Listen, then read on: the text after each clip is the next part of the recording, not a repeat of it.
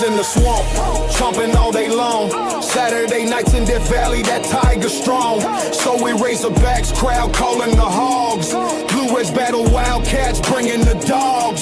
Show me Miss Zone, black and gold fight. Boomer Sooner running on a Saturday night. Hook 'em horns, burnt orange in the sun. 12th man standing, Aggies get it done. Saturday lights, y'all know the deal. SC pride, we keep it real from the swamp to the grove. Let that crowd roll. It's water cooler talk, we talk that skull. Saturday lights, y'all know the deal.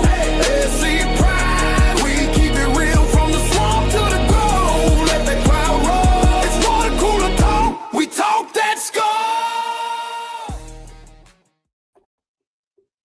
What it is, what it do, ladies and gentlemen. My name is Nick Frazier, one half of Water Cooler Talk Sports. The man, you can't see him, but you can hear him. Tell him who you are, boss man.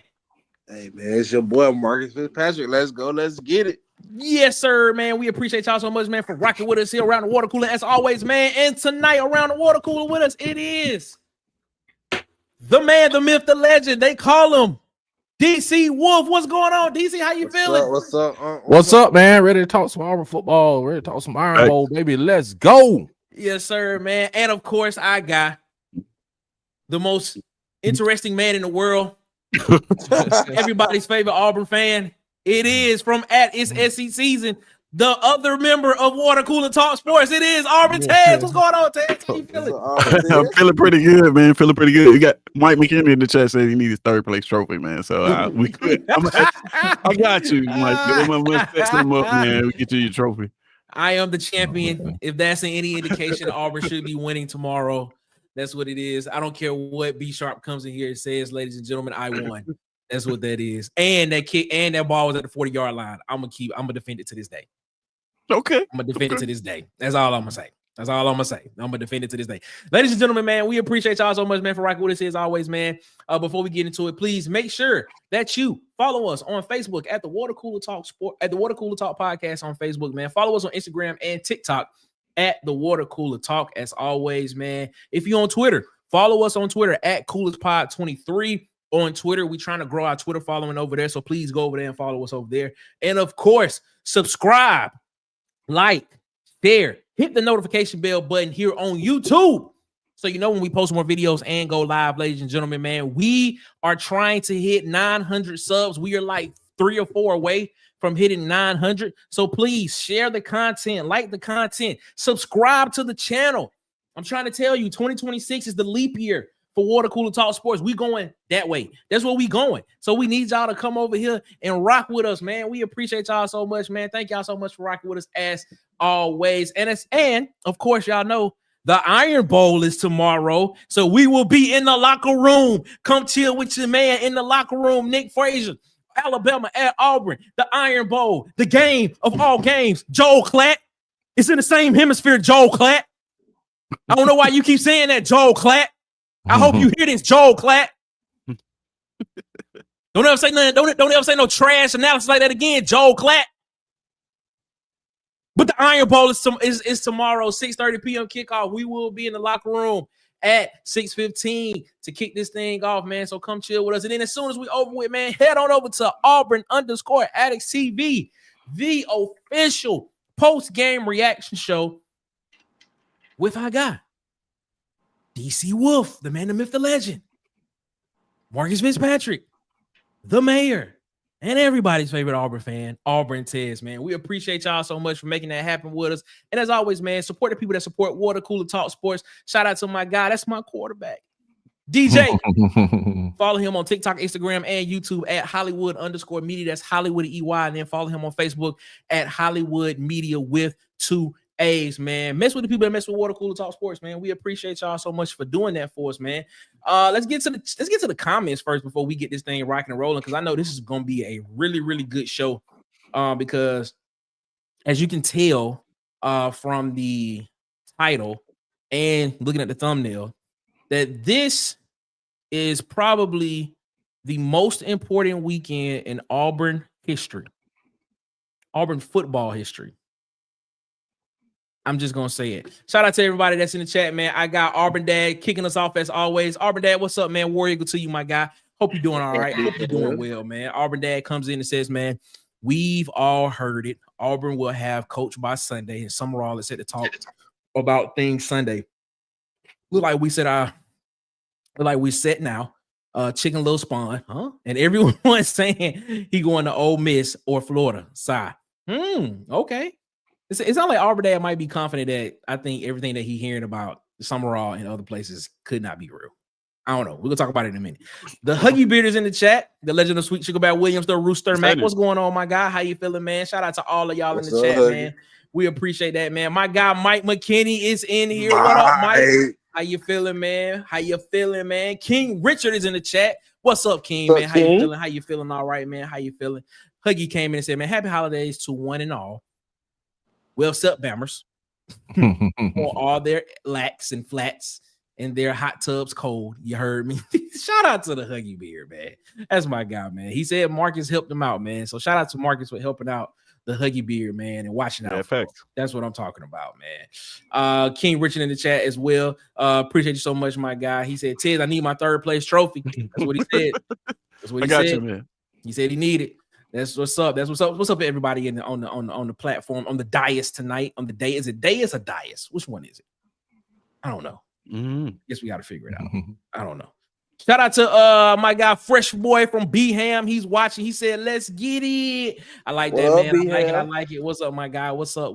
Hope y'all doing all right, man. DC was just talking about Sunday's show. He said he can't wait to talk about Martin.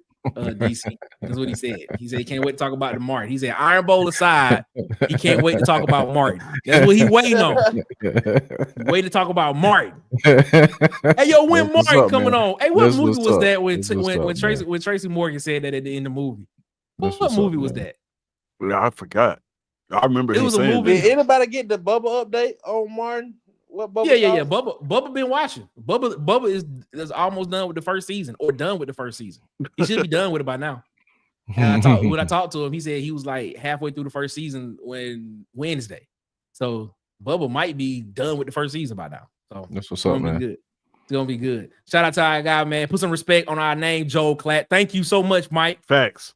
Plane in the chat. What up, Plane? How you feeling, man? Auburn Dad said, Nick, I just want to win. We all want to just win. Al Davis said it best. Just win, baby, win. That's what he said. That's what he said. That's right. Shout out to our guy Ed Darby in the chat, Mr. 21. Can you do something for man? What's up? How you feeling, man? Jay in the chat with us, man. He said, where Ant at with the breaking news?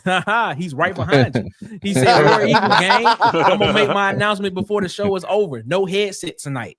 I know what that means. He can't talk. You gotta have that headset on.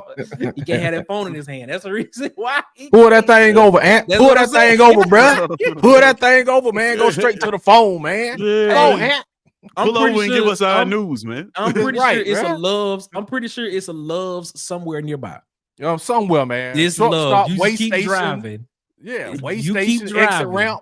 There's a Something Love's or a Pilot in the next exit. I'm pretty sure. somewhere. We Unless need you gotta our deliver. we need our news, man. Unless you got to deliver by like 6 o'clock in the morning, I understand. I'm just saying. Yeah. All right, man. So we appreciate y'all, man. Let's get into this conversation, man. He said, "Dock that thing." And he said, "Dock it." You gotta bump the dock, and you gotta bump it. You gotta bump the dock, and you gotta keep it in between the yellow lines, my guy. And then make sure that the light is red. Please don't pull off. Please don't pull off, man. We don't want no problems. We don't want no problems. Yes, All right, let's get into this, man. So we're gonna break this thing down tonight, man. And first half of the show, we're gonna talk about the Iron Bowl itself. We're gonna talk about why this game is important. If you've been watching the videos all week long, I've been trying to create a narrative, a thesis of somewhat of how this game potentially can go and why it is important. But tonight, let's just put it all together. This is the final. We're gonna turn it in tonight. This is the final paper. And before I do that, man, shout out to our guy Rodney Williamson, man. I told him I was gonna wear the shirt tonight. See that right there, man? Black Magic. Fire. Yeah. Oh, See What's that? up, Ryan? See that? Black Black Magic Magic on the Racing. arm. Black Magic Yes, down the arm. sir. Shout out to my That's guy what's up, Rodney man. Williamson, That's man. what's He up, sent me man. the shirt. It got Black Magic on the back as well. So That's guess what's up, what, man. man? I'm telling y'all, listen. This fire. Water cooler talk, man. We need to get some shirts.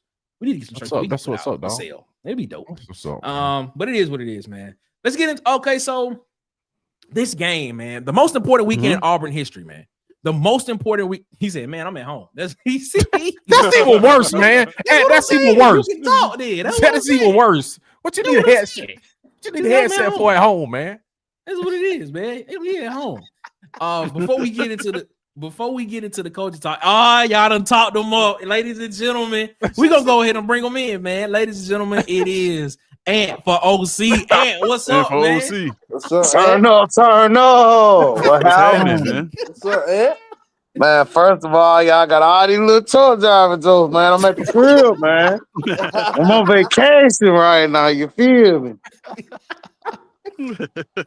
Oh man, shout out to Ed. All right, man. Let's get into the conversation for real, man. We tried to get into this conversation 3 times and we ain't got to it yet.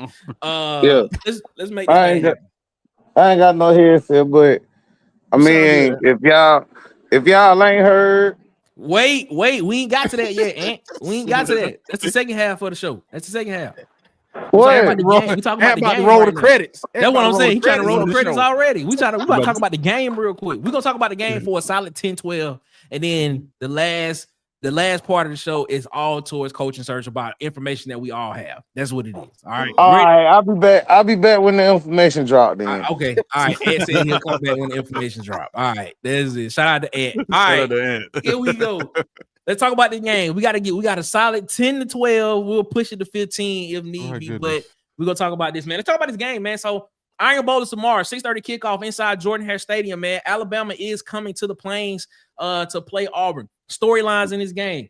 Alabama has to win SEC championship game, college football playoff appearance. Auburn wins. Guess what? They are bowl eligible, and they have the opportunity to go get more practices and set the stage for the 2026 season of what it should have looked like this past season, moving into the 2026 season, going into the off season, and potentially can help with some recruiting aspects as well. Fellas, why is this game so important to you? Why is this so important? Wait a minute. He just got off live, ladies and gentlemen. I know he got a lot to say. We're gonna get his thoughts on this game first. And then, like I said, we got a solid 10, 12, 15. We're going to talk about the game. Then we're going to get into the stuff everybody want to hear. Ladies and gentlemen, from the Up-Tempo Podcast, this is my guy, Dustin. What's up, Dustin? How you feeling, man? What's up? Dustin, what's happening, man? I wish we had something to talk about. Right. All right. So, Dustin, we're going to talk about this game. We're going to talk about the actual game for a solid 10, 12 minutes. Got a game And then tomorrow? we're going to get into one coaching search because you just got off live. I saw you just got off live. People are worked And- up. Did you know that? People are worked up. They are worked up. Yeah, it's a lot. It's a lot. There has been a lot of news that has been disseminated literally since the end of the old Mississippi State game. Right. To be completely honest with you. So we're gonna talk about it, but let's talk about the game first because that game has to happen, and this game is important. I want to ask each one of you on the panel tonight your reason why you feel like this Iron Bowl is important to this weekend for Auburn football history. And I want to start with Marcus first. I feel like it's very important because this is the start of a new culture change at Auburn. No matter who's the coach, I think we're finna evolve into a different direction, no matter how it may be. If under Durkin or up under Sumrall or whoever, like Mike said, the suspense is killing me. I really want to know what's the news from the insiders, but I think with this game coming up Saturday, it's gonna be big for Auburn culture-wise, mentality-wise, just a step forward in the next direction for Auburn. Okay, DC, your thoughts? Man, I said before the season with Hugh Freeze, I thought that was a takeoff point. We was on baseline, and if Hugh Freeze would have won, we would have just took off. Now we're back to baseline, man. And if we lose this game, man, and then if we hire the wrong coach, bro, we can go under again. We can really be that Tennessee. We could be in the realm of what Tennessee was for a long time. So it's really important, man, that we win this game. Man, this is important. And the funny part about it is not. It doesn't even feel like it. Feel like the game is almost a byproduct of the weekend. Yeah, that's what it feels like. It feels like to me, it feels like the game is secondary to actually there are so many storylines to this game for each team, but it almost feels like we're not even talking about that. That's not the story. Ted, your thoughts. Why you feel that way?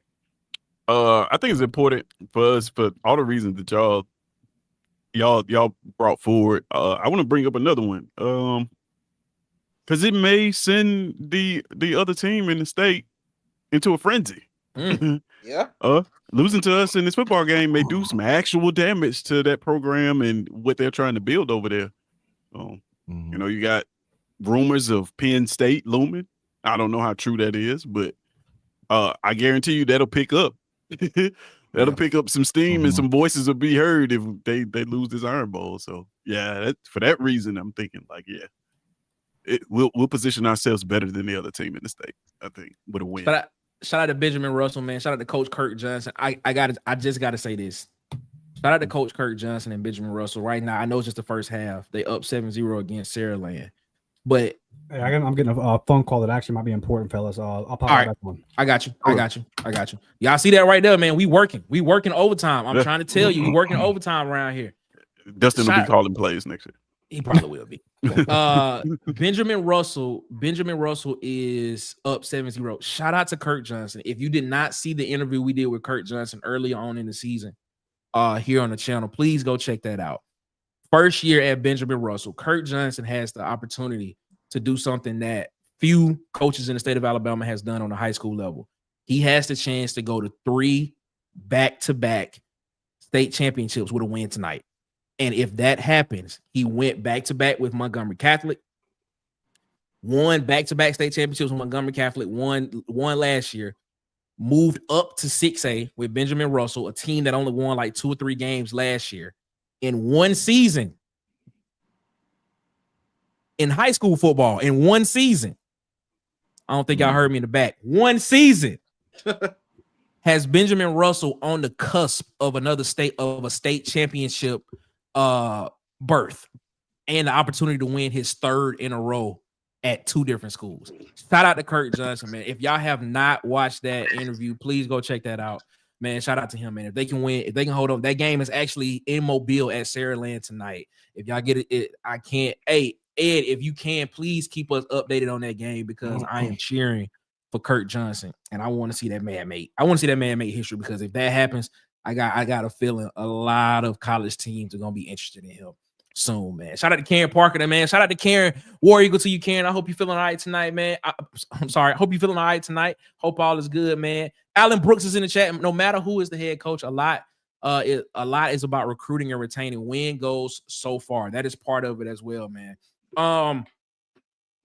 Ted, you brought up a point here, man. You brought up a point. You said that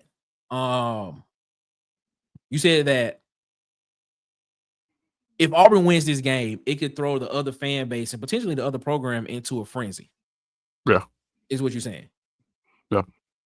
Could we be looking at the, I don't want to say downfall, but I'm going to say downfall of what was once the greatest empire in college football, known as the Alabama Crimson Tide? Could we be looking at them regress back to average? Yeah.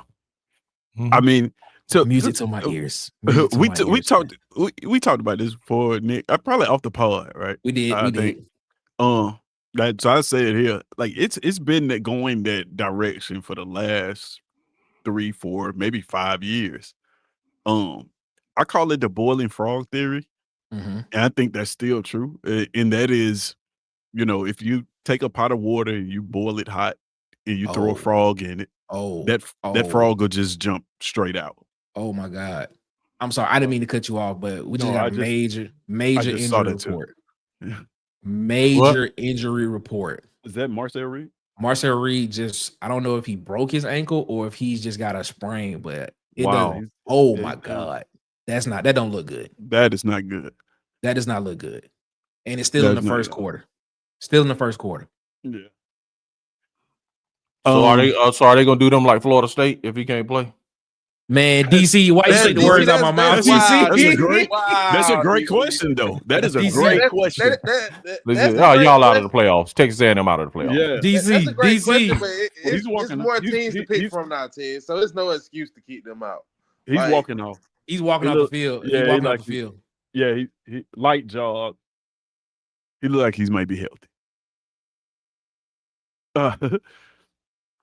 Wow, that literally. Okay, yeah. Okay, he got a little. Yeah, he light jaw, a little got a little hitch in his giddy up. Good. I think he'll be okay. It looked from the looks of it. It looked like he rolled his ankle pretty good to where you could have been like, "Oh, is that broken?" That did not look good. Okay, all right. I'm sorry, Ted. Go back. I'm sorry. Go ahead. Oh no. Where was I? Oh yeah, I was saying. Okay, boiling frog theory. The boiling frog theory. The boiling frog theory is if you take a pot of water, put it, get it to a boil, and you throw a frog in that boiling hot water, it'll just jump out, right? However, if you take that same pot of water and you put it at room temperature and you put the frog in there, and then you start to slowly increase the temperature, it'll burn to death before it realizes that the water has gotten that hot. That's what I feel like Alabama football is right now. It's the boiling frog theory. They don't understand. Like, if you talk to the fans, they don't realize that this thing has been going downhill for a long. Like, they are on the edge. They just need a push. And I feel like a win in this Iron Bowl would be just that. And we almost got it. We almost got it with Hugh Freeze with the 4th and 31 play, right? Hugh Freeze wins that football game. We're having a different conversation right now, and they are having a different conversation right now. Yeah. But yeah, winning this game, I think you'll see some changes, right? They've already lost a receiver coach to so they got to hire staff already. So yeah, it's one of those things. They're kind of victims of their own success. They've been so good for so long that this 9-3 stuff just, that gets you fired over there. Yeah, man, I agree with that, Chaz. I agree with that. Well, yeah, DC, expound on that if you expound on that. Man, if you look at it, man, last year, and it might be better that Hugh Freeze didn't beat them because they would just lump that into last year. Yeah. Now, dude, it's like this year. See, they coped the whole season with 9-4, and we're telling them, dude, that's not Alabama. We are telling them that's not the Alabama standard, 9-4. And I was watching Sharpshooters podcast with you guys on it, and one of the guys said that this year's offensive production isn't better than last year's production. You know what I'm saying? And they were calling for the offensive coordinator to get fired, but this year's production is below last year's production, man. So, and we know in this rivalry, if you keep losing to your rival, it's over. They lost 4 games last year. Okay, that's a knock, bro. If they lose, think about it. They could lose the Iron Bowl and lose a bowl game, and they'll be at 4 losses again. They'll be at 4 losses again and could be out of the playoffs again. Man, that's going to be horrible, dude. In the fans' eyes, if they do that next year, he'll be on the hot seat in the fans' eyes. Agreed, DC. Agreed. I was about to say, then you got a head coach who's from Washington. He's not used to fans acting like this. But I just want what to he's say, getting. I heard he wanted to leave anyway because of how the treatment of the fans. I heard that's Yeah, the reason why that Penn let State him job lose this looked game very tomorrow. engaging. Yeah, he ain't seen nothing yet, Marcus. Let him lose this football game tomorrow. Yeah, he ain't seen nothing yet. If he think about leaving now, let him lose this football game tomorrow. Yeah, just think about it. Alabama literally Alabama is literally looking on the brink of being 9-3 back-to-back seasons, missing the playoffs for 2 consecutive seasons, and playing for a bowl game that they don't really too much care about. They will say the stuff, up front, be like, yeah, man, a bowl game is a bowl game. No, it's not to y'all. Stop acting like that. Yeah. Stop acting. Yeah. Y'all have been sitting on the perch on the mountaintop of college football for so long that I asked the question. I asked the question in one of the videos. I was like, is the standard that Alabama has been at for so long, is it a standard that Alabama can't even reach, that they can't even reach to now? I think so. I think so, man. With NIL, I think it's going to be hard for anybody to sustain that long. Right. That's just my opinion. But yeah, and then, man, just hearing how meticulous and detailed and driven Nick Saban was, I'm like, this dude was a robot. The more and more I hear about how, driven he was, man, I'm like, this guy was just like, he was unreal, man. Like, he wasn't detail. Yeah. Okay, so I listened to a thing quick. I listened to a thing, Nick. They were saying that this coach was talking. He was on Nick Saban's staff, and he said, dude, they would spend 30 minutes of a session, just on if we win the coin toss, what are we gonna do? Yeah. Shout out to McCready. That is wild, man. Shout out to McCready. Yeah, that is true. Yeah, he was saying that they would have pregame discussions about who would get the ball, who would get the ball first. Like, do we get the ball here? And if we went into overtime, which side of the field are we going to play y'all? Yeah. It's wild, man. It's wild. It was do you guys hear when Lane Kiffin was talking about he was talking about RPO. No, he's talking about hurry up offenses, and like what Nick Saban would. He basically said they spent a ton of time trying to figure out like what was the benefits of hurry up offenses. Like, do you hurry up to the line? Do you look over to the sideline and get a play, allow the defense to get there? It was so nuanced in what he was saying, because it was like, man, you can, of course, you get the advantage of hurrying up to the offense, but then like you don't necessarily get to pick the formation and like, how on offense you kind of run where they're not, right? You look at the defense and say, hey, you don't get the benefit of that when you hurry up. And it's like, way he was talking about it, it's like, man, if Nick Saban was doing that, right, he was playing high level chess when everybody else was like playing checkers. Because when Gus Malzahn talked about it, he was just like, we just need to go faster. It was literally his words. I mean, I'm not saying nothing was wrong with it, but I'm just saying, like, he when they asked him what was wrong with the offense, he's like, man, we need to go faster. Wow. I'm sorry if I keep looking at my phone. I'm waiting on a text message to confirm something real quick. So we're gonna keep talking until you're gonna be calling plays next year. No, I'm not. I'm just waiting. Everybody got that inside information. I'm just waiting on some. I can't wait till that news drop. I'm just waiting on some information to confirm something. That's all before we say it. And that's the thing, man. We're not journalists. We're not. But one thing that I did learn when in school was you have to verify at least 2 people. That's all you have to get 2 verifications before that happens. Journalistic integrity. That's exactly what it is. Journalistic integrity. College taught me that. You have to verify sources twice before you put it on a bibliography. So, all right. But yeah, so we talked about Alabama. Let's talk about it from the Auburn side. So Auburn wins this game. Auburn becomes bowl eligible. Auburn you can potentially see a spike in recruiting. You're gonna have a lot of recruits in this game. One guy that's confirmed to be at this game that I think is a must get for Auburn. Deshaun Spencer, wide receiver, 5-star guy, if I'm not mistaken. If you can get him in the boat, when you're looking at potentially Cam Coleman coming back and potentially not only having 1 season left, you got to have a guy that's going to come in and be able to replace a guy like him. And Deshaun Spencer could be that guy. he has confirmed that he will be at Auburn this tomorrow for the Iron Bowl. But winning this game for Auburn, what does it mean for Auburn? I mean, yeah, I know a lot of people be like, oh, you won 6 games, you become bowl eligible. But winning the game and actually having the opportunity to become bowl eligible, how does that help the next coach, whoever that might be, moving forward with the program that when you look at it from the beginning of the season and how chaotic it was, what it looked like then to what it looks like now? How can that help change the perception of Auburn football moving forward, DC? Yeah, sometimes optics is everything, man. If you look at Alabama and they lose a game, and look at Auburn and they win a game, you got two people on different, winning trajectories. And then with Auburn being 6-6, man, it'll look like their trajectory is better than an Alabama trajectory that's winning 9 games, man.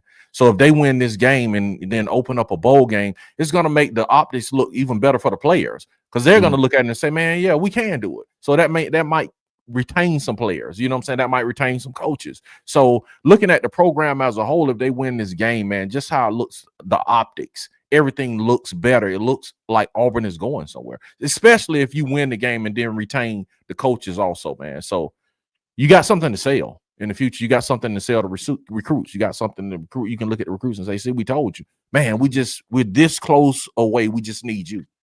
I shout out to It's Me in the chat. The Alabama fan is me. He gonna keep reminding us about the 5-peat. I got It's Me, man. We know you trolling, but guess what? You still got to play the game tomorrow. Marcus, what's your thoughts on that?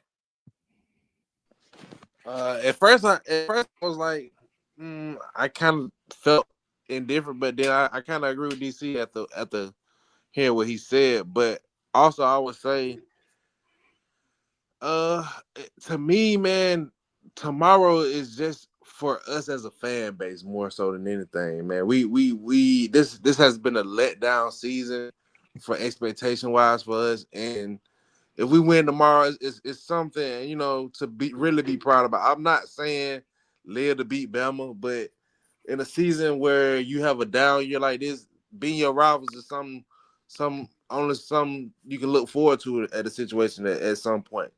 So for us, I feel like tomorrow is just really for the fan base, because whoever our next coach is, unless it's Durkin, I don't really see it doing too much for the next coach outside of us as a fan base more so. Let me ask you this question. Let me ask y'all this question. We're gonna talk about this, and then we're gonna get on to coaching stuff, because I know a lot of people want to talk about that. Auburn loses this game, but loses this game close. Are you still feeling confident about Auburn then, or are you still saying this is the same old Auburn? What do you think about that, Ted? Depends on how it looks. A lot like that Vanderbilt game. If they lose a game like the way we lost the Vanderbilt game, I think you still get some confidence. It's just winning this football game. Honestly, a lot like DC said, perception is reality. And on top of that, like, man, it will be validation for a lot of these kids that are on the roster, because the roster is extremely talented, and a lot of these kids aren't getting they're just due because we're playing losing football. Even even in the against Vanderbilt in that losing effort, people looked at the roster and said, "Oh, they can ball. Like they do have talent. This is a good team, right?" And if you didn't think so before, in that Vanderbilt game, you saw that. Like, oh, nah, Auburn is talented on offense. Like, this is a very talented offense. And so, like, doing that against if we win this game, we'll be beating the #1 defense in the conference right now. And if our offense performs well against them, it's just validation. Cam Coleman is who we thought he was. Malcolm Simmons is who we thought he was. Cobb is who he thought he was, and whoever at quarterback can perform well. Shout out to It's Me in the chat, man. I don't think he realized that he just predicted us to win, because it would be a 6-peat if Alabama won. He said 5-peat, so that means that Alabama's not gonna win. Auburn's gonna win that. So I appreciate that. It's me. But yeah, man, optics and the confidence that it would give the players on the current roster, just validation. Just like, hey, man, we can actually ball, despite what the national narrative is. Like, we got talent on this team. Yeah, Robert. Alabama is the number one defense in the SEC right now. It's crazy. Yeah. Statistically, they're the number one defense in the SEC. They are. I'm gonna bring in two guys right here, man, because we getting ready to get into some of this coaching talk situation. I'm gonna bring them in, let them talk because I do need to read. Something real quick. And for OC is coming in the chat to chop it up with us, and of course, yes, sir. Mr. 21 in the chat. It's Fellas, give us your thoughts on it, man. Give us your thoughts on it. Start with Ed. Yeah, this is a transition point. If they can go out here, I mean, if they win the game, that'll be great. But they go out here and show again on offense that you have this talent, you can use it. That's going to be exciting enough for a lot of us that have been watching Auburn football for a long time. If they're able to win to pull this game off, and we go to a bowl game and light up the scoreboard again, the Auburn YouTube, you might as well just be ready to explode because it doesn't matter if it's going to be Durkin, Sumrall, or whoever, because we know this next coach that's going to come in is going to be a normal college football coach that's going to game plan week to week, going to have these guys ready. We're not going to have any more of this. I don't know if I want to coach or I don't know if I want to recruit. I think either way, depending on what news you guys got, because I have not been paying attention to any news whatsoever because I do not care because the what we got to choose from, we're going to be good either way.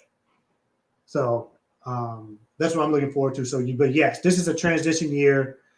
Win this game. It's going to be great. Go to a bowl game and show out too. It's going to be, like I said, YouTube Street's going to be unstoppable.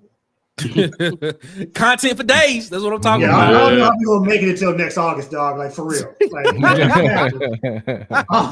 oh, man. It's going to be hard. It's going to be hard. We might be flying drones above Jordan Hare Stadium in the practice field, just trying to see it. That's what I'm talking about. Ant, what you got on that, man? How you feeling? How you feeling about this game, Ant? How you feeling about the game? What you thinking about the game? Hey, man. Well, DC, this the moment you've been waiting on, my boy. Yeah. I know you're on the contract with Nick. It's okay. I still don't understand what y'all talking about. Okay, I still don't get it. It's an insider, Nick. It's an insider. Okay. I've had all week to think about this. I've depicted all the tea leaves and rumors and news and Auburn by 10, man. Auburn by 10, okay. I'm here to let you know. Auburn by 10. Defense is going back to normal. Bama might not even score 24. I'm here to tell you now. The defense is going to look like the defense everybody has been loving. The offense has some plays that we ain't never seen before. And they probably going to put it on display come Saturday night. This is a big game for this coaching staff because, in all honesty, they all are doing a job review right now. Or actually, they're really on the job interview. If it's not Auburn, it's other teams. Right. So this might be the most interesting Iron Bowl since 17, bro. Like, and this ain't even a ranked Auburn team, but they gonna play like one. And it's gonna be a lot of differences seen in this game.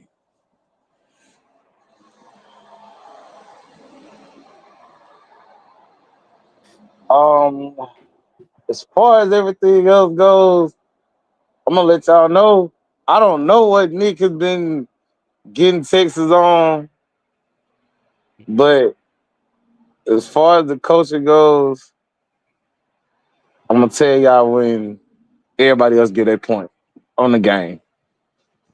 All right. Speaking of that, we done with talking about the game.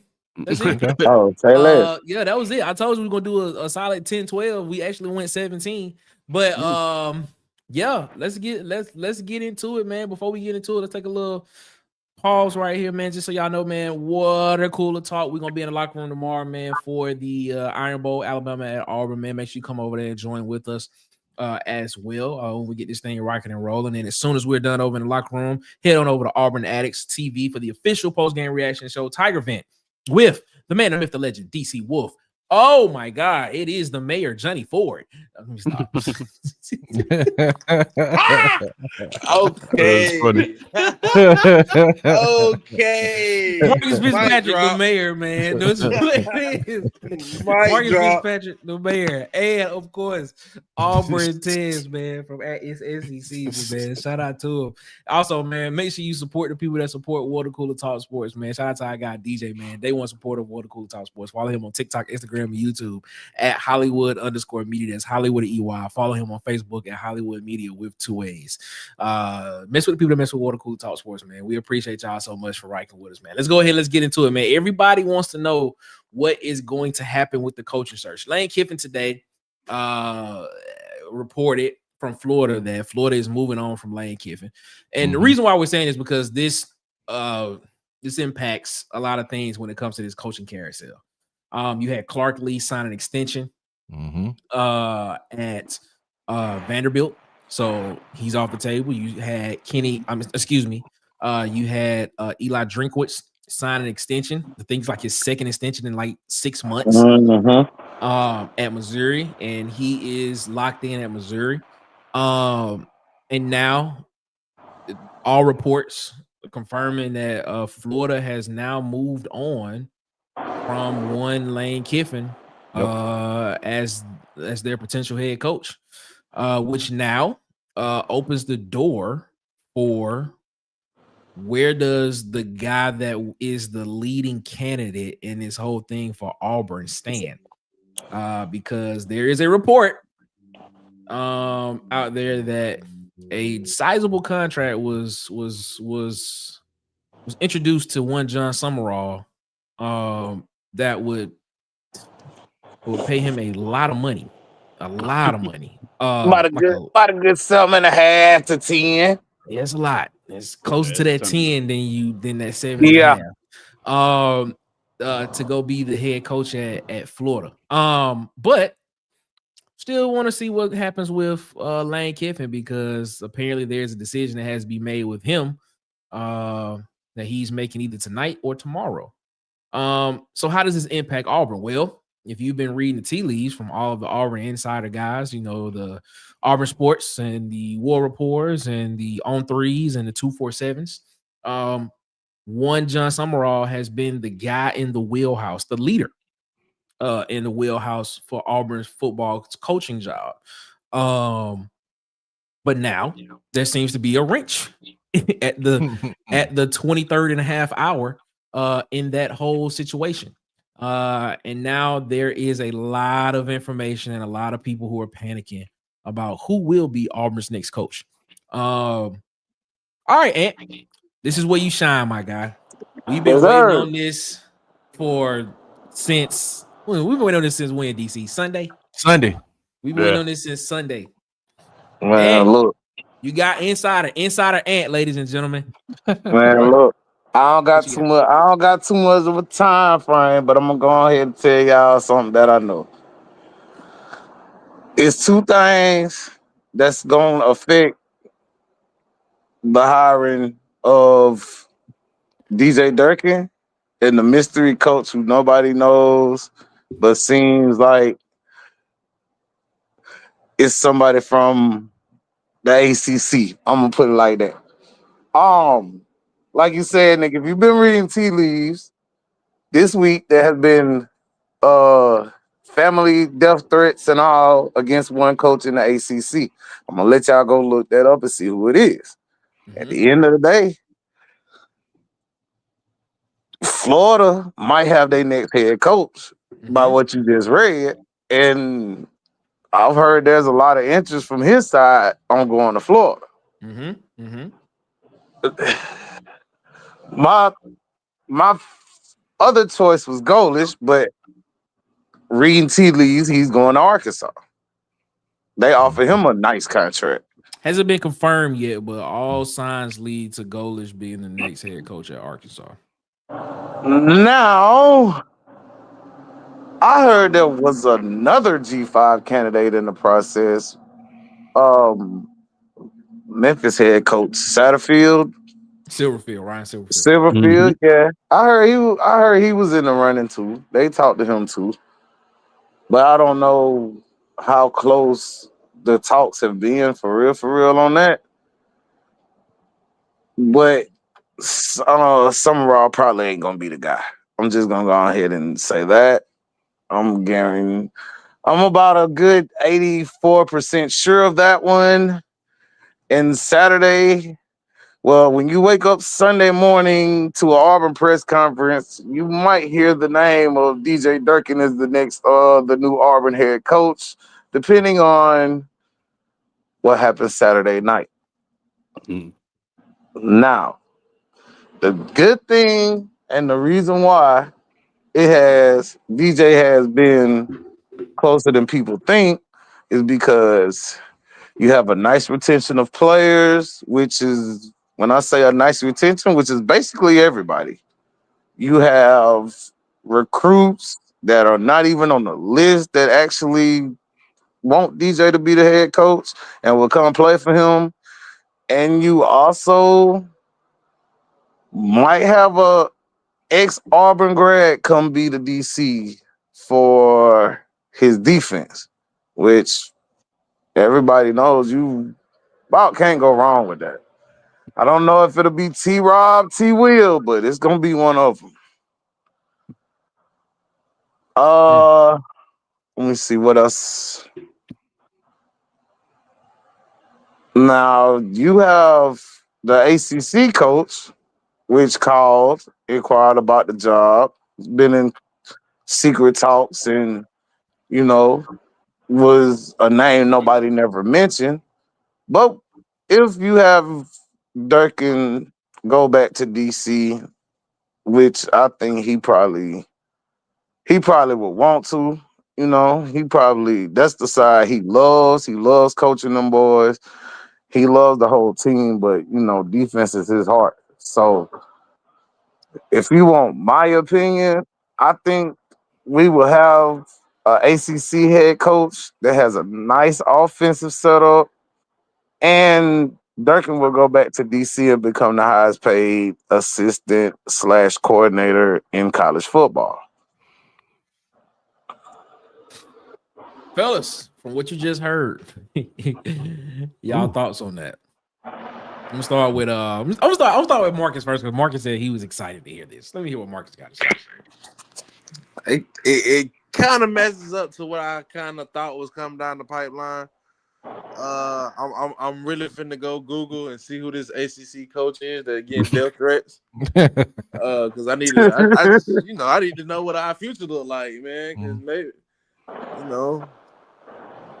I mean, okay, I'll give you another hint. It'll be a 2-for-1 deal. You also have an OC come with him that's been with him for years. I think who could that be? It's got to be either Brett Key will be one. It's got to be Brett Keefe or old boy at Louisville. Yeah, that's what I was thinking too. I think the boy at Louisville. I'm just saying the coach has been with them for a while in the ACC. Got to be one of those two. Right off the top of my head, this is somebody I'm missing. Yeah, he been following. He been with him probably most of his coaching career. Oh, Buster Faulkner hadn't been if there. That's the case, I'm going Durkin, man. I want to keep the room how it is. So it's probably Brum then, right? I mean, that's his brother. Yeah, his brother's the offensive coordinator, so yeah, he's been with him his whole life. That's who it is, Ted. Yeah, I mean, and then another thing about Brom, you wouldn't go wrong, because if you really pay attention to Brom, he's kind of a Durkin on the offense. Like, you know what I'm saying? They got kind of the same thought process, same mindset, all that. And the players at Louisville love him. I mean, righteously love him. A lot of information that's been brought out tonight, man. It's coming in by the second, isn't it? It's like a lot of information, bro. There's a lot of stuff can't really say too. But I mean, it's gonna be interesting, man. It's gonna be interesting. I'd say this.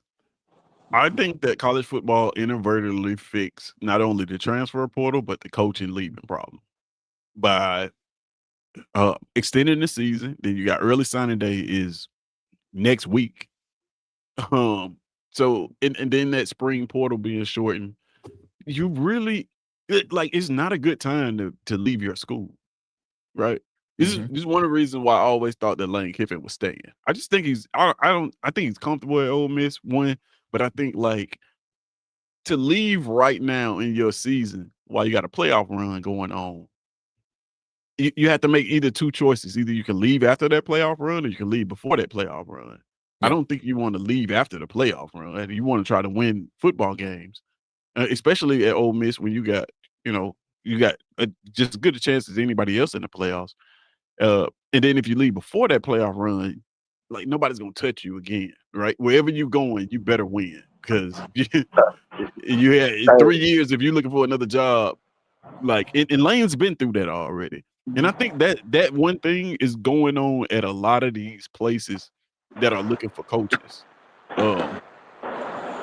DJ Durkin is a prime candidate at Auburn because you retain all of those things that I just mentioned.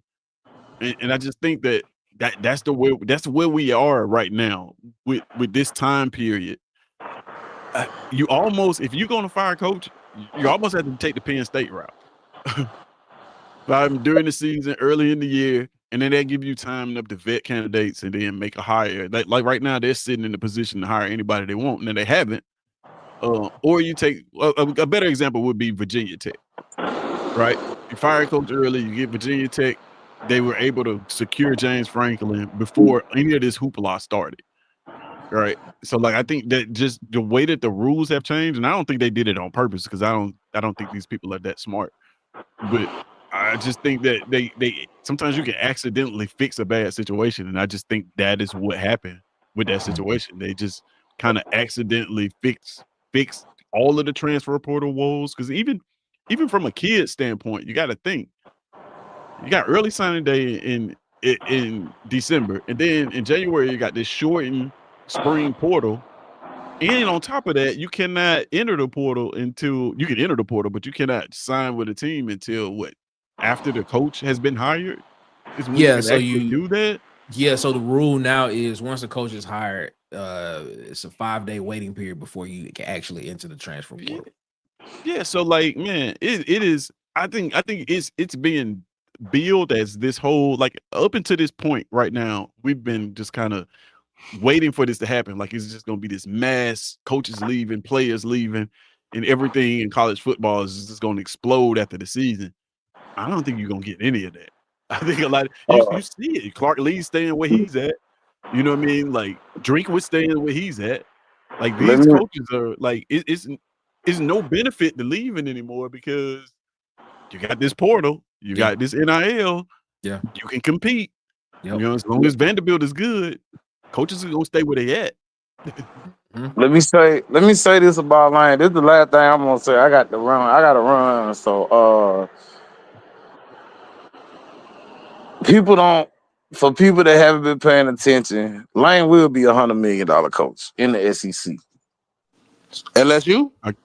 Hey, they threw out 90. Was 10 more mil. Florida was close.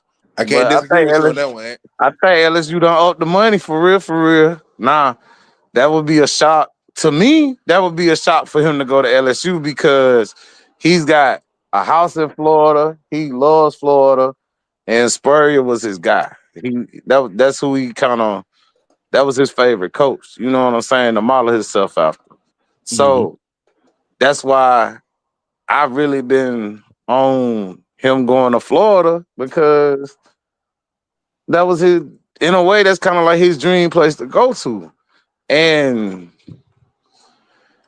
I'm still not knocking Florida out the running, being honest. This is my the only thing I disagree with you on that is I think his dream job was a job he already had. He just wasn't mature enough for it at the time he had it. USC. Yeah. This is what I'll say to you. And I think with the LSU situation, I think they won't spare any expense, especially with their lieutenant governor chiming in on a hiring situation. Yeah. But I think his ties to LSU with the Weeks family, with his daughter, and I think that's also a big part of could play a Him big role. going. But I think he really want to get that Alabama job, bro. Deep down in my heart, I really think he's waiting to see the Iron Bowl just like everybody else and see how that divorce situation plays out. Marcus, you might be hitting on something because I heard some rumblings about that too. But then I also heard it's a couple coaches that might be hinting towards that Alabama job if he leave now. I'm gonna go ahead and tell y'all, Sark might be one after the night. And look across over the 2 states, man. South Carolina, that boy ain't looking too good to stay over there at Clemson, man. Them folks ain't happy. Yeah. So I will add this little bit tidbit about Lane Kiffin. I know we saying that he wants the Alabama job. I'll say this. Auburn clearly does not want Lane Kiffin right now because I think if Auburn offered Lane Kiffin would be more inclined to take the Auburn job than he would any of these other jobs that we are listed. He'd take Auburn before Florida. Auburn He'd doesn't take have Auburn a before. because of his family ties. That's just my honest opinion. Man, I'm telling you, this dude he's been trying to get that job. It's 2 people that have been just like auditioning for the Auburn job. Lane Kiffin and Bobby Petrino. Like I agree with that other every single opportunity they get, they show interest in this Auburn job. And I'm just saying, like, if Auburn offered Lane Kiffin $10 million to come coach Auburn football, he'd do it in a heartbeat. There was at one point he would have took the job for free. Like, I don't believe. I'm gonna add to your point, Ted. I don't think Cohen really cares too much for Lane though. Yeah. Speaking of Cohen, let's transition this conversation to that. But I'm holler, y'all. You gotta be safe, man. Do the thing, War Eagle. Auburn by 10, man. All right, shout out to Ant. Appreciate Ant so much for rocking with us. Speaking of Cohen, because he did bring Cohen up, man. Do y'all look at this and potentially say, man, this could potentially be another situation where Auburn potentially misses on the guy that they wanted in the beginning because of somebody that came in literally at the 23rd and a half hour and was like, we can make a better offer. How would y'all look at Cohen as an OE as an AD then? I would say this. If he doesn't find the guy that he absolutely feels can turn Auburn around, go with the safe hire in Durkin. If he screws that up, he should lose his job. So are we saying that Durkin is now the safety valve hire? Is that what we're saying? I think he's been there the whole time. I think Durkin is the best hire. That's the narrative I'm saying. We're looking at Durkin as like the safe hire and not the reason why he's the best person for the job. The reason why he's the safe hire, Nick, is because you don't have to go through hoops and hurdles to pull him in. Why not? Why don't you? Because he's content already with being on our team. Like he's gonna be in Auburn next year. Will he though? Capacity. Will he? I haven't heard him the head coach. He will. Yeah, I haven't heard him. I haven't heard rumors of him going anywhere else. Yeah, I don't know if like even when this coaching search was wide open, I still thought DJ Durkin was the best person for the job. I just feel like I don't know, like Sumrall for me. I know a lot of people like Sumrall. I'm not particularly a Sumrall fan. In a world where everybody always throws up, well, what have they done? What have they done? Like, listen, we got on here, and then for the entire season, I heard Alabama fans and even Auburn fans say, well, only thing that Hugh Freeze has ever done is beat Alabama 2 times. Mm-hmm. What has John Sumrall done? Facts, Tez. You see what I'm saying? So it's like it's like we bend the rules for a coach that we like. And I think everybody likes John Sumrall it's just the name that's just the name right now. He does good interviews. But what has he done in the SEC? Nothing. We saw DJ Durkin field a amazing SEC defense. We're watching it in real time, and we watched him get production out of an offense that was stagnant. Yep. Right. And it's like, bro, if the dude, I hope this is a situation where Cohen is playing chess. Well, Cohen knows, like, hey, I got this bird in the bush right here that I am going to hire. And what I'm going to do is just throw some smoke out there, just because I know that all these other teams are going to have to hire coaches at the last minute. Because I think that's what Lane Kiffin is doing. I think Lane Kiffin knows he's going to stay at Ole Miss. He's just entertaining all these offers because he knows that means that Florida is going to be last minute picking the coach. LSU is going to be last minute picking the coach. So I think Cohen may be doing some of that. And because Sumrall is such a powerful name and a sexy name when it comes to coaches, it's like you would be. How would we look if we didn't go after Sumrall? Yeah, right? he's the best up and coming. People would be in the outrage like, man, we didn't even offer Sumrall. But I don't know, man. I just think that this is. I think this is DJ Durkin's job. He's getting the on-field interview in the environment. We don't know how Sumrall or any of these coaches would fit in Auburn. We know how DJ Durkin's fit. The players are telling you, like, this is our guy. And a lot of these schools, a lot of finding the coaching is about fit, more so than anything that we talk about, X's and O's and all of that. It's about, does it fit? And that's, when we look at what happened in the other side of the state, that's what happened. They end up finding a coach that fit. And the rest is history. And I think, man, Durkin is as good a fit as any, because the players are telling you, like, nah, we love playing. And the offense responded to him. You got to think about it. This team was separate, defense and offense. They got an opportunity to play for a perceived hard ass in DJ Durkin for 2 games.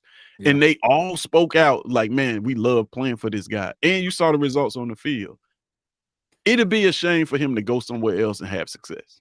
Here's the thing. Here is my thought process on this when it comes to this coaching search and things of that nature.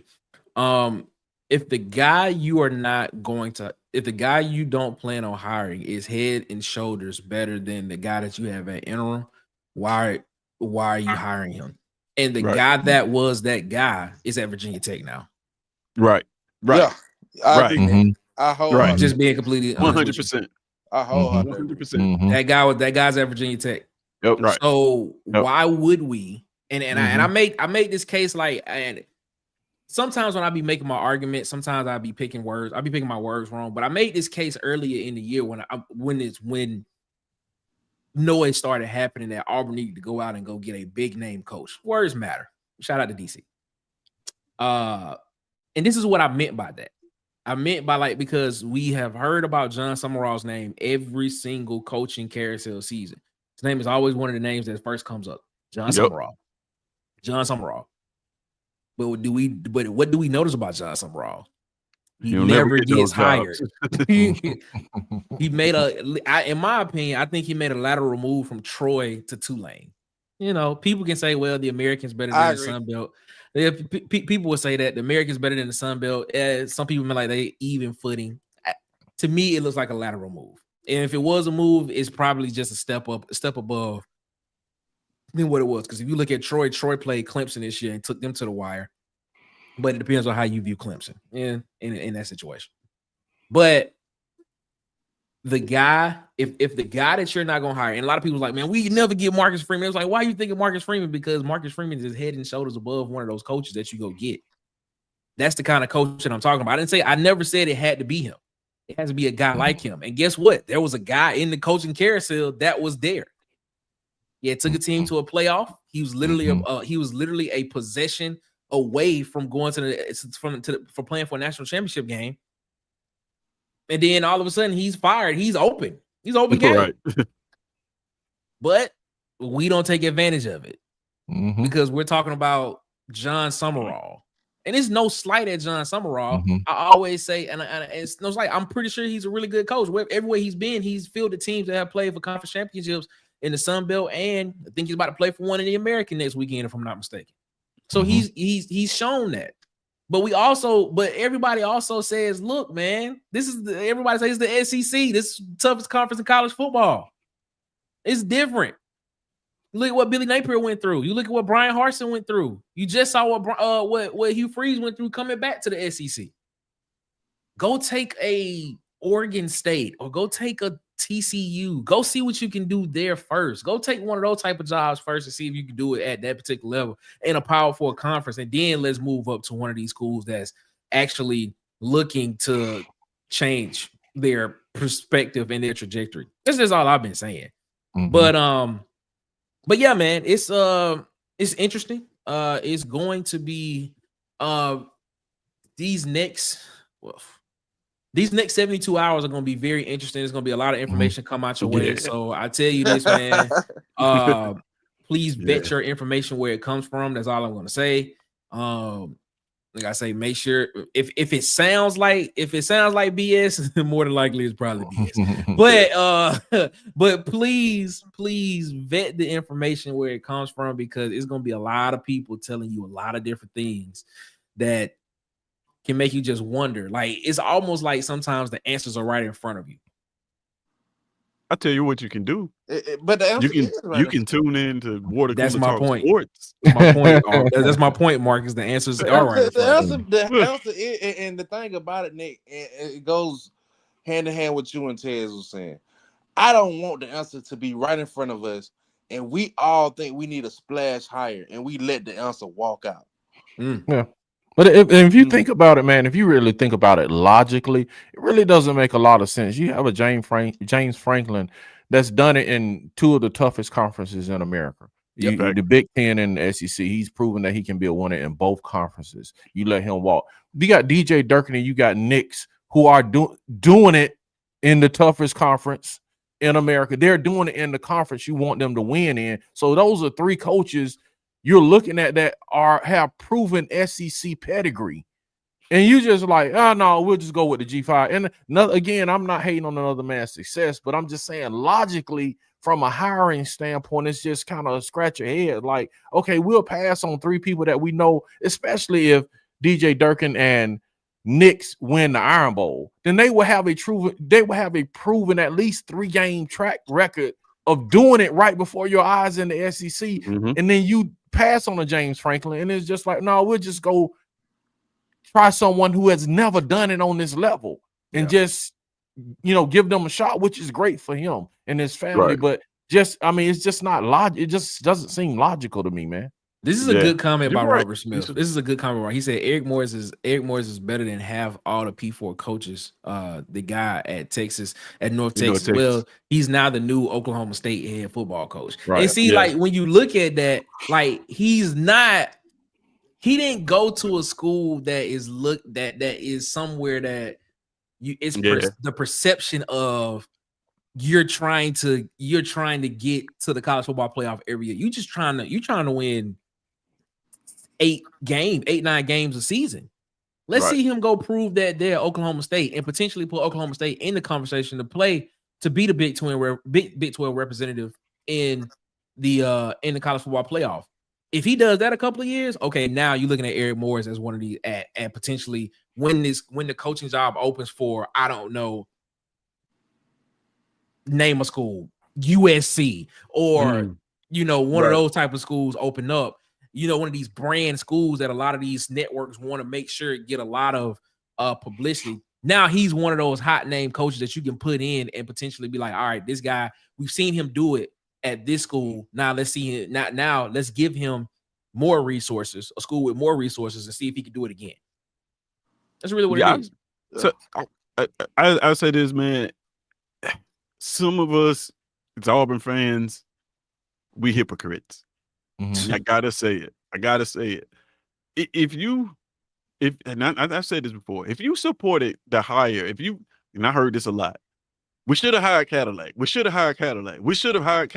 amount of times I heard that from Auburn fans, Alabama fans, from anybody who has any opinion. It's the same situation. Us hiring the coach. This is the exact same situation. Right.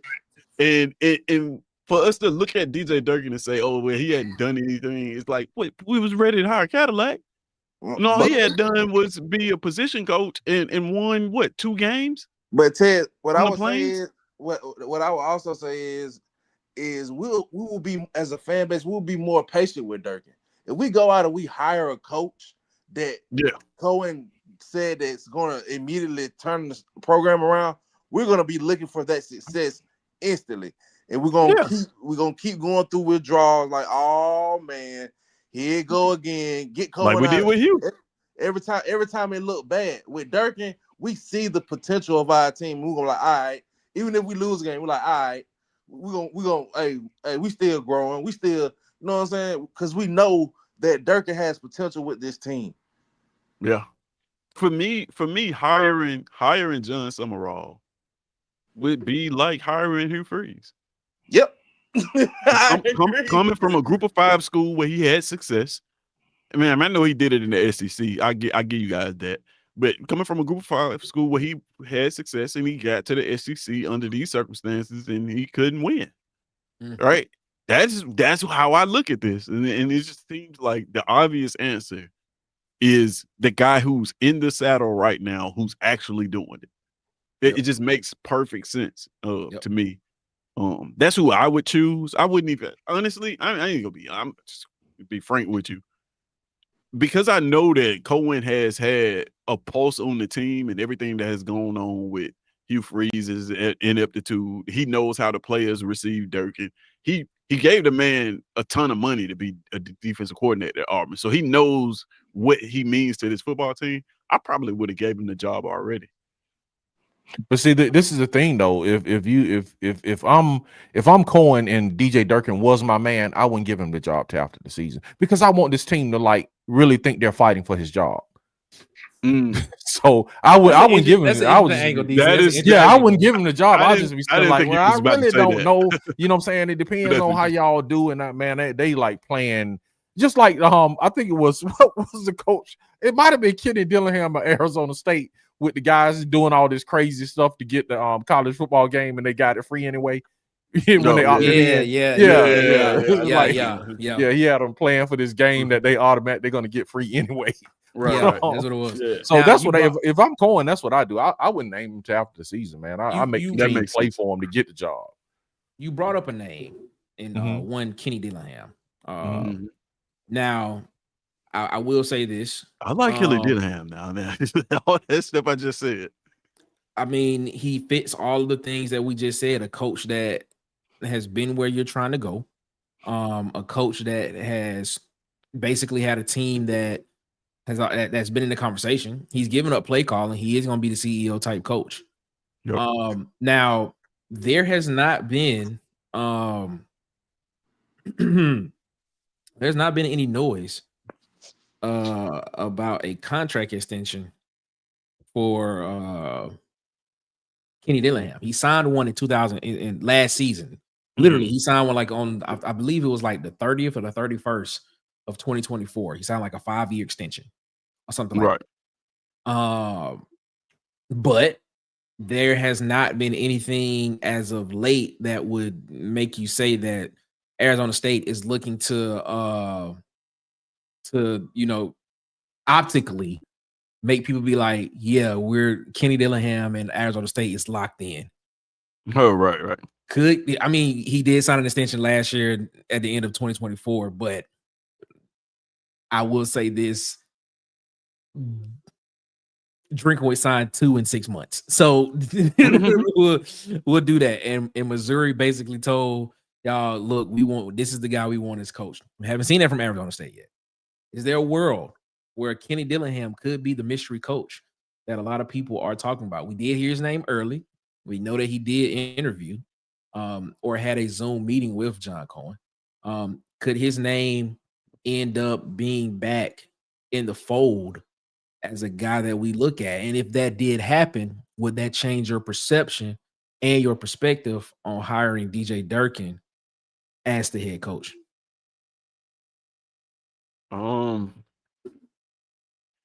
Honestly, my choice would still be Durkin. I like Dillingham though. I really do, and I can see why they would hire him. But but for me, he's not James Franklin. Mm. When we talking about head and shoulders above the rest of the coaching hires, I don't see Kenny Dillingham as head and shoulders above everybody else in the way that James Franklin has kind of proven himself to be head and shoulders above most everybody. So yeah, I wouldn't be mad. You know what I mean? Like, you get Kenny Dillingham as head coach, I wouldn't be mad. But definitely if he can retain Durkin, I think it could be something special. But I don't know, man. That's an interesting one. That is an interesting. Your thoughts, DC? If we're gonna talk about getting an offensive coordinator, our offensive minded head coach, I'm with Ant, man. I think I would rather have Brom than Dillingham. If we're gonna go that route, you know, because I still with Auburn football, as long as I've known Auburn football, man, it's been a blue collar, man, just hard nosed, you know, just grimy attitude with Auburn football. And I think if you're not gonna do DJ, man, give me Jeff Brom, man. Somebody that's hard nosed on offense, man. Same type of mentality. So if you're gonna go that route, give me Jeff Brom, man. Shout out to Calvin Peterson. Go watch my video that I did on Tuesday about Derek Nix. Shout out to you, my guy. Alan Brooks in here. One thing we all agree on is we have to keep DJ. We love the guy. Yes, we do. I think he deserves it, man. He does. He has his quarterback. His quarterback declared for the portal. Levitt did not declare for the portal yet. I think there's speculations that he will, or rumblings that he will, but he has not declared that he will enter the transfer portal yet. So could that be the mystery guy? Could it be another guy? Somebody knows. Marcus, your thoughts on that, man? How would you feel about Dillingham being the guy? If he is, you know, if he would be willing to make that move from hot Arizona to hot Alabama. Man, I like him, but then again, is I'm sold on Durkin, man. Like, I really think that I want to see, because it's just like what Tez was saying. This is a move that Auburn traditionally would make and should make. We should give a defensive minded coach a chance to revitalize his career, get an innovative. And Ted said another name. If we can't keep Nix, I want to see if we can throw enough money at Paterno and see can we get him to come down and call plays for us if we can't keep Nix. I'm a huge fan of keeping Nix. That is a negative to me. Petrino?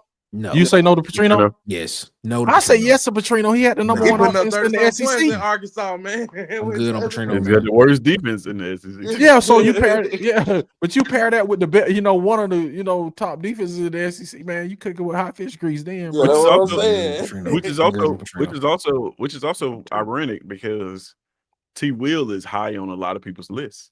Yes, he is. And this is a guy who was in, he coming off of the season at Arkansas. He hadn't done so hot with those guys. Lost his job middle of the season. Worst defense in the SEC. Yeah, so like, I mean, this is what I'm talking about when we talk about Auburn coaching searches. One of the things we do at Auburn is fall in love with names. Yep. Name recognition matters a lot. That's why we go out and we hire a Hugh Freeze, because that name was more recognized. And it's just like, man, I don't know, man. At this point, it's kind of like I forgot who said it, but no, it's Calvin Peterson said DJ Durkin is the best candidate for head coach in Auburn, and the OC is Derek Nix. Like, and like Nick said too, in his videos, if you've been watching them, which is great, by the way, man, shout out to you for that. Man, the buy-in that you would get by keeping this staff together. If you could manage to make DJ Durkin a head coach and retain Derek Nix as primary play caller, the buy-in you would get would be just from these kids would be enough to 8-9 games alone, I think. just because they want to play. There's one thing about wanting to play for a staff, wanting to be coached. All right. Those things matter. And I just feel like the buy-in you would get. And then I don't know, I've said this before, but that allows you to spend a lot of money on your offensive staff. And we all know that we talking about head coaches, but the position coaches are more important, in my opinion. Who your position coaches are more important, or just as important as who's your head coach. That would allow us, like I said, let's keep Knicks, go throw a bag at Sam Pittman and give him a co-offensive coordinator position and let him coach the offensive line. All of a sudden, then you can increase offensive line recruiting. You have two coaches handling your offense that players respect. You retain everybody on your defense. Man, that's what I would want to see. I would want to see them keep it intact and then just go after the hottest position coaches in the country. If that means replacing Marcus Davis, that means replacing Marcus Davis. You know what I mean? If that means, we got to go find a better tight end coach, absolutely we need to do that. But you have Derek Nix, who's a running back coach, who you probably bring in somebody to help him out. But yeah, that would be my if this was Tez and Tez was John Cohen, Tez would give this job to DJ Durkin, let him hire the defensive coordinator of his choice, and then I would go look for a Sam Pittman and say, hey man, I'm gonna make you are now going to be the highest paid position coach in the country, and we're going to make you co-head coach because I know you don't want to come here just to be a position coach. And I would go after more of the highest or hottest position coaches in the country. And I'd use that money that I was going to throw at Sumrall or whoever, the money I'm saved by retaining Durkin, I use that to boost the position coaches on offense. That's what I would. But I don't make $7-8 million to make. Can I ask y'all this question, man? Which is like, let me ask y'all this question, man. And I know everybody want to like flush like position coaches on the offense.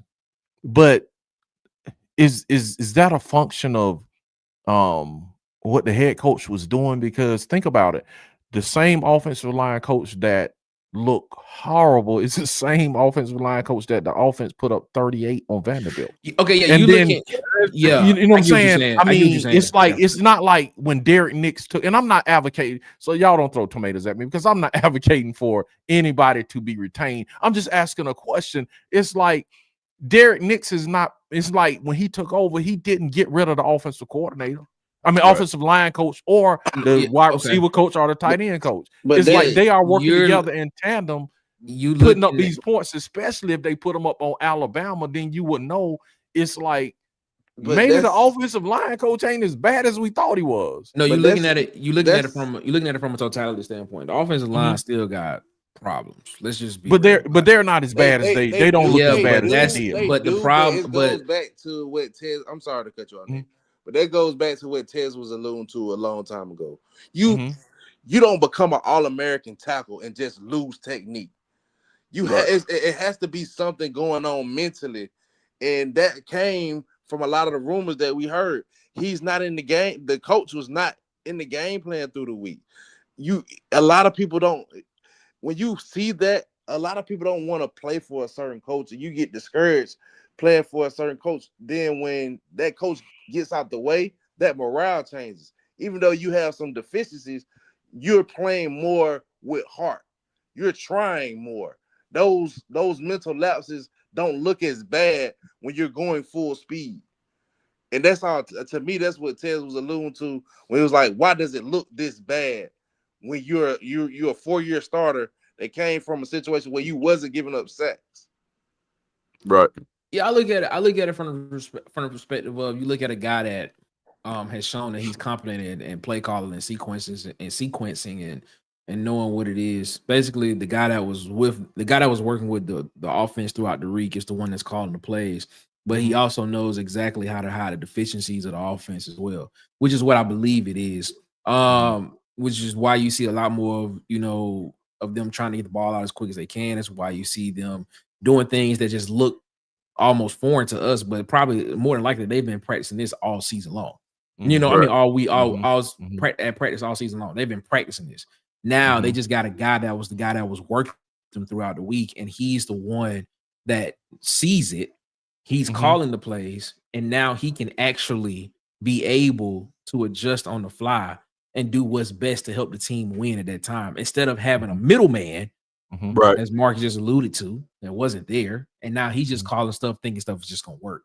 That's really, I think you got a guy that's just basically trying to do what's best and trying to win now and trying to show something and trying to hide certain deficiencies is what great coordinators do, you know, and it all looks good. When everything looks good, we look at it and we be like, hey man, everybody's playing well. That's just like DC said, you know, the same offensive line, you know, it looks good. We put 38 points up, but when it looked bad, offensive line is terrible.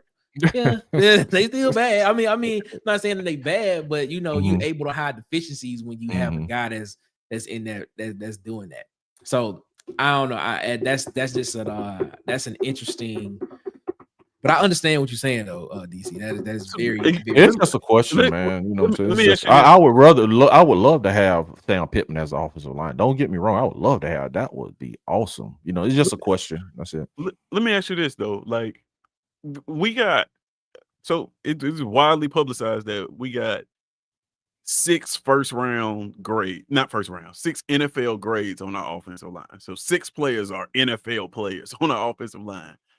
At what point has any of them, you can pick whichever one you want, Hunter Lou, any of them this season, looked like an NFL player? Like, even from a one-on-one matchup standpoint. Like there's certain things that coaching should not dictate, right? You should be able to push your man around if you are an NFL offensive lineman playing college football and you're going up against a college defensive lineman who does not have an NFL grade. No matter what the scheme is, you should be able to handle him. That has not been the case. That's why I'm like, I don't know if I just think that the offensive, I think Thornton is in over his head on this. Like, it's getting exposed because of the lack of continuity on offense. If it were, if it were a better offense, we still probably be saying the same. Like the numbers would look one way, but we still probably be saying the same thing. Like, man, if we had an offensive line coach, we probably would have. I mean, you think about the Vanderbilt game. We had a better offensive line play. We probably could have ran the ball a lot more. And Cobb could have got to 150, 160. We win that football game. But like it's kind of like Nick said, a lot of the play calling that you see is probably because the offensive line is deficient. The short, quick passes. There's one thing that Derek Nix has done. He like you said, he knows the deficiencies of the offense, so he's not out there calling 5-step drops and trying to bomb the ball 80 yards down the field every play. Like he understands, like, this offensive line can't block that long. I need to put them in favorable situations. And that is just, if you want to call those shots, if you want the offensive line that can block and you can get the ball down the field, then you probably need another offensive line coach. Yeah, I tell you this. I tell you one thing that actually helps as well too is when you have a moving target and not a stationary target. When it comes to receiving core. So the hitches that you see at the sticks and type of stuff like that, you're starting to see less of those, and you're starting to see more dig routes with Cam Coleman. So you're starting to see Cam Coleman go across the middle a lot more.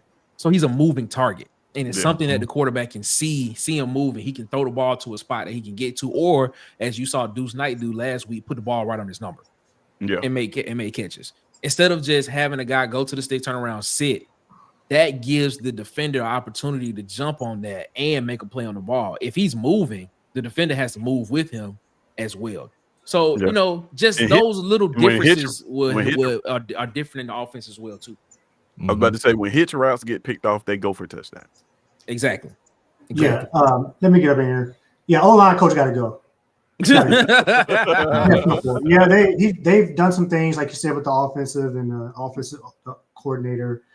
They changed personnel here. I mean, this is your responsibility, man. Hugh Freeze was nowhere to be found during the week, so you own this offensive line. You decided not to make any changes.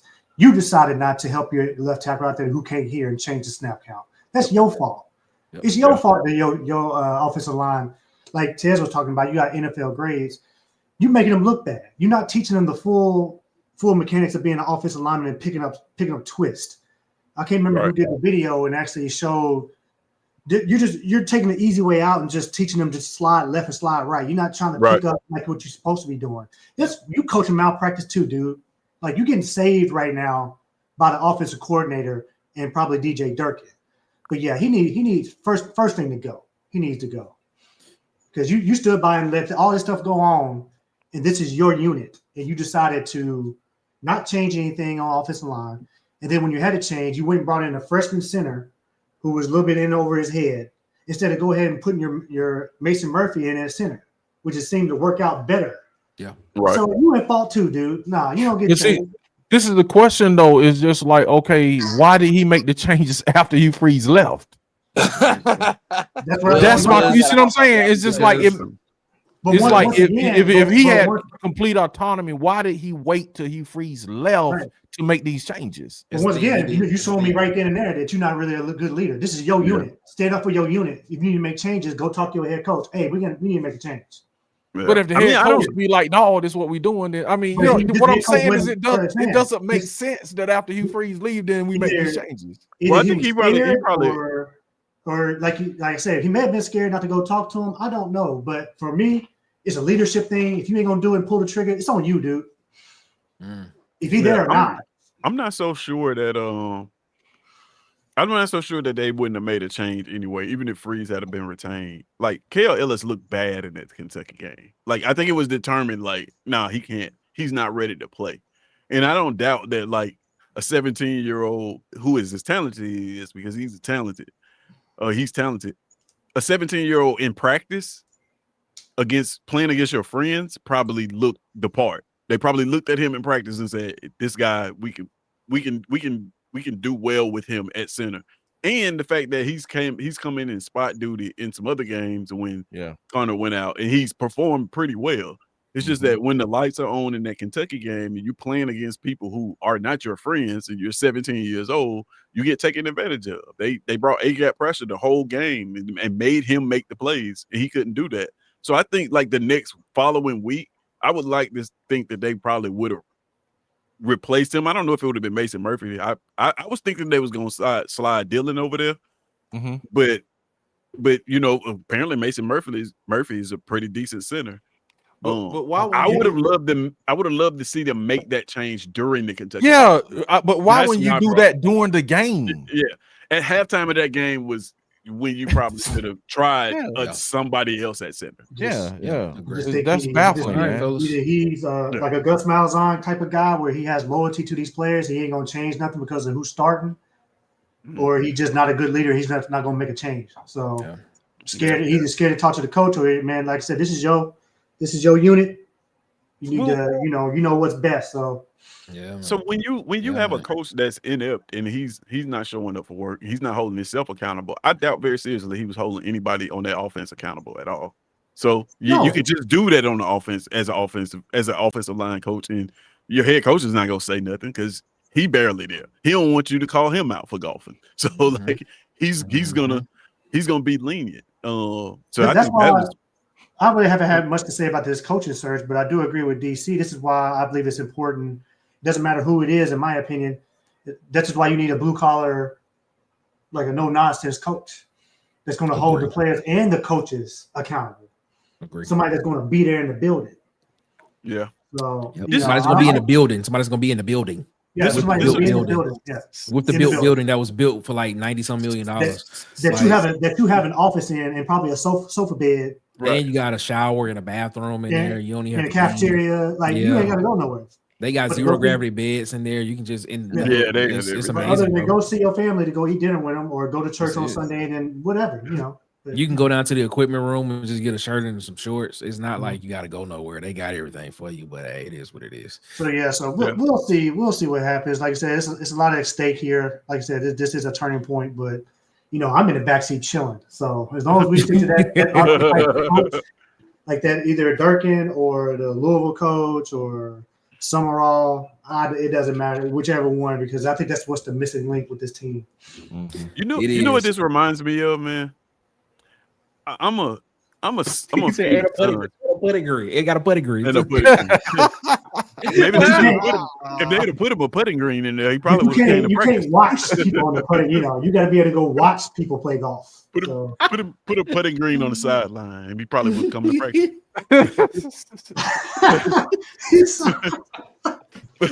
All right, fellas, we got to end this. We got about 2 more minutes. Then we go get up out of here. Yeah. Okay, I made this quick point. This reminds me. So, and it's gonna be weird, but I'm a Phoenix Suns fan. If everybody didn't know that, that's my NBA team. I feel bad for you, dog. Don't ask. I'm from Alabama. We don't have an NBA team. You got it. And I'm a Phoenix Suns fan because of Charles Barkley. So okay, that's Auburn ties there. What's up, man? All right. So this reminds me of like when we traded our entire franchise for Kevin Durant. He just came himself, right? When we traded our entire franchise for Kevin Durant, right? Now, what we have now is a roster in Auburn that is pretty decent, right? And they're making moves. They look well on the field. And I feel like by going out and making a splash higher, we would essentially be blowing all that up for Kevin Durant. And then we wouldn't have anything left. And it's just like, that's what this feels like to me. It's just like, man, go with the people that's there. They're hungry. They seemingly want to win. The kids respect them. You can mess this up royally. Yeah. You hire Sumrall, he doesn't work out, you're gone too. Yeah. You know what I mean? That's your example. Like I gave before. I'm the Joe Lacob example.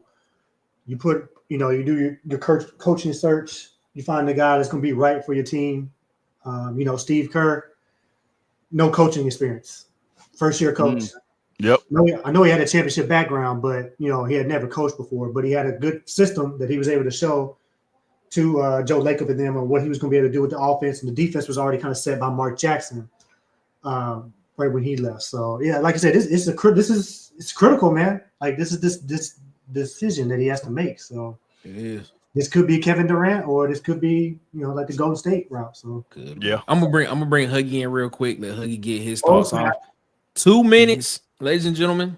The Huggy Beard himself is in the chat. Huggy, 2 minutes, my guy. What you got? What you got? My bad. Hold on, let me bring him in because he came in and he re-entered. What's on your mind, Huggy? Jesus Christ, Huggy, where you at? Huggy, can you hear me, Huggy? God, Huggy, you playing. Go ahead, Huggy. Go ahead. Can you hear me? I pulled a test. My bad. All right, we got 2 minutes, Huggy. And we got to get out. All right, Rochester, bro, on the coaching thing, I think you kind of, and it's not necessarily a negative in this situation. Usually it is, but I think Auburn's hands are kind of tied. I think they kind of have to make DJ the head coach because I think it'll help with loss of recruits. A lot of guys want to play for him. He's already happy. Like, bro, every time I see a short from Auburn Addicts of, his press conference, I just think to myself, now that's the face of a coach you can be proud of. He looks like he really loves being at Auburn. I think you kind of have to make DJ the head coach. And I think that bodes well because I think he'll be smart enough to know that, okay, I won't be, once I take over, I'll have to go get me a DC and bring him in. And if he gets a B plus at the least, a B plus higher on that, I think Auburn is going to be just fine. That's just the Roosters' thoughts on it. Shout out to Huggy, man, for giving us that, man. We appreciate y'all. Appreciate you that for Huggy. We was gonna do predictions, but everybody had to get out. Shout out to DC. DC had to get out of here. Marcus had to get out of here. Shout out to him. Shout out to Ed Darby for coming in and rocking with us as well too. Give me your predictions on tomorrow for tomorrow's game, Huggy. Well, let's say given a fantasy pick, let's say the referees call a fair, decent game without trying to manipulate Bammer into the driver's seat. I'll go 27-13 Auburn. I think the defense is kind of back to the way they've been looking, and I think we just run it down their throats.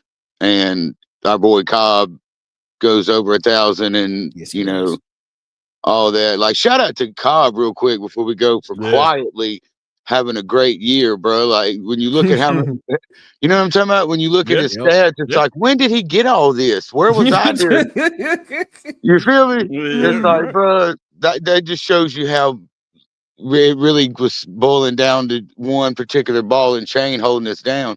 But I think you got to make Coach Durkin, and I for one would feel very good about that. Like I said, man, he looks like he wants, to be at Auburn, and I don't think you can go, because it's a 50-50 shot righteously no matter who you go.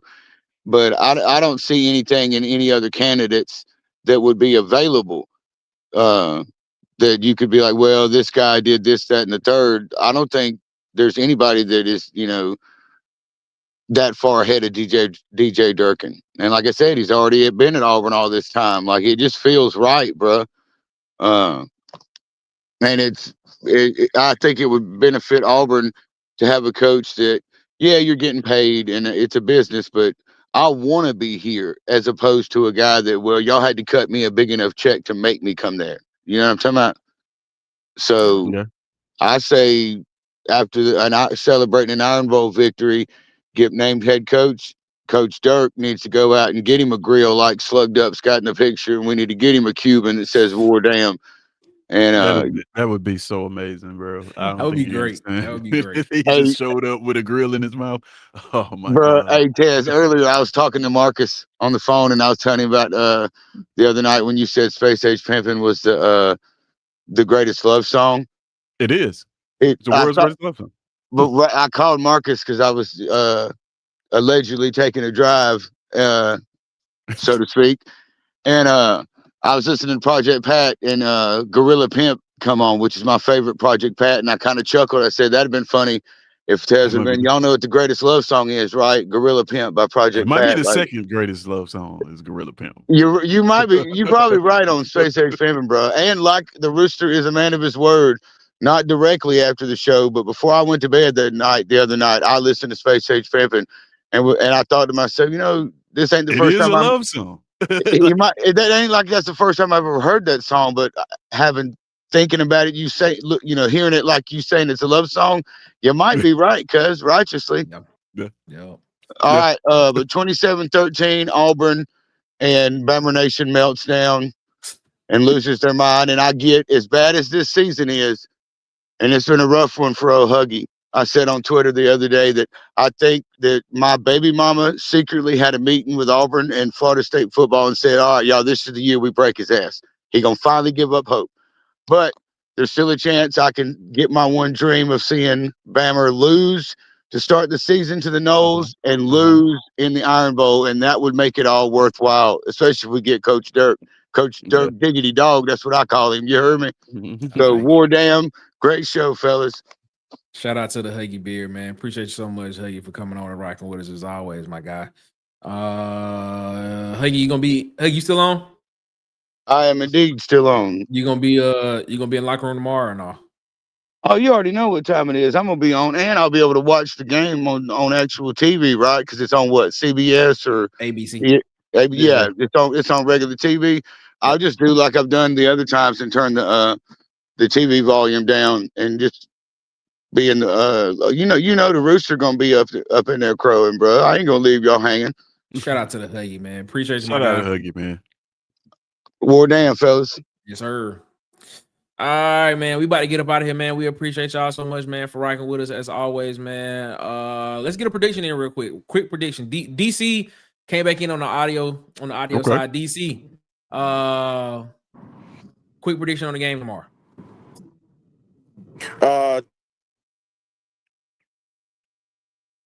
Dang, did DC mute himself again? There we go. My bad. I think you muted yourself again, DC. 27-24 Alex McPherson. 27-24 Auburn, and he's saying Alex McPherson will kick the game-winning field goal. I like it. Ted, your thoughts? Yep. I thought about this one, and I'm going to say this is Auburn. we didn't come here to make the game close, be close. We came here to win championships, and we're building the program to do just that. Okay. So I'm going to say 31-17, the good guys. Run them off the field. All right, I see. That's not a fan pick. That is, I've done some research. Okay. At the beginning of the week, on the on Sunday's show on the Uptempo podcast, I actually picked Alabama to win this game 31-30. I have went back and forth on that pick.